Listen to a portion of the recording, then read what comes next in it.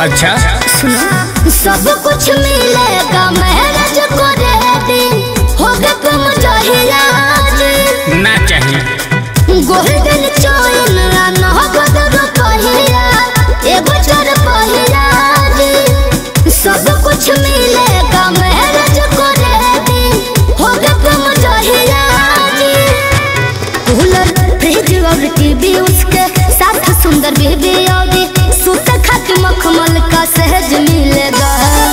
ऐसा है क्या? तो सुनो, जहाँ पर अधिकार दहेज मिलेगा बुझी हो कि माल डैमेज मिलेगा। अच्छा, जहाँ पर अधिकार दहेज मिलेगा बुझी हो कि माल डैमेज मिलेगा, डैमेज मिलेगा। अरे सब ब्रांडेड मिलेगा ना ना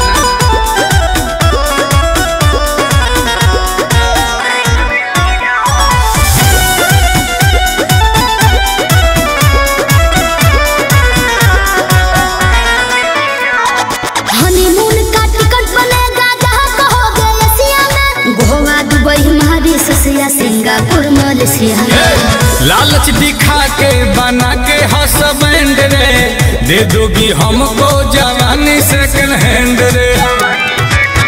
छपते शादी वाला कार्ड हो मिलेगा बॉडी गार्ड और घूमे खातिर गाड़ी रोवर रेंज मिलेगा।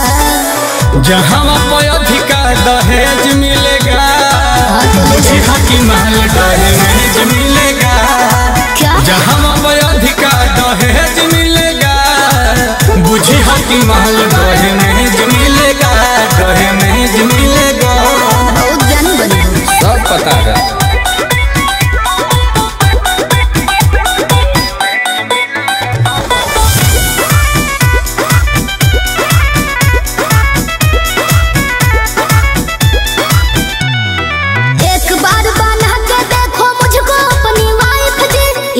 पैसा मिलेगा कि बन जाएगी लाइफ जी। प्यार ये तुम्हारा टिकाऊ नहीं है, नीलकमल नोट पे बिकाऊ नहीं है। नहीं मानेंगे बहुत है कि तो कदीर हो लाइया पनीर सब्बा रातियों को भेज न भेज मिलेगा। मुंह में पानी आ गया। जहाँ पर अधिकार दहेज मिलेगा बुझी हो कि माल डैमेज मिलेगा। जहाँ पर अधिकार दहेज मिलेगा बुझी हो कि माल डैमेज मिलेगा, डैमेज मिलेगा। कंफ्यूजन? हाँ तो फ्री में ही कर लो, सोचेंगे साथ पुस्त बैठ के खाएगा।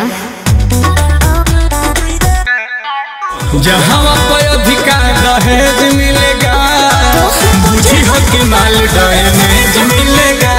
अच्छा, जहाँ पर अधिकार दहेज मिलेगा बुझी हो कि माल डैमेज मिलेगा।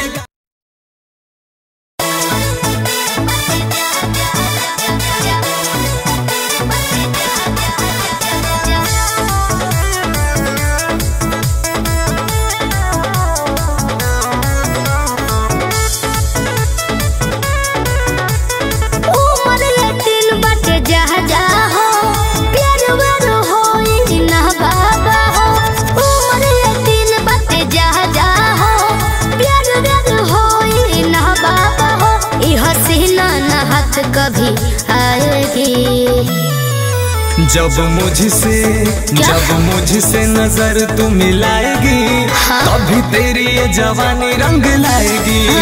जब मुझसे नजर तू मिलाएगी तभी तेरी ये जवानी रंग लाएगी।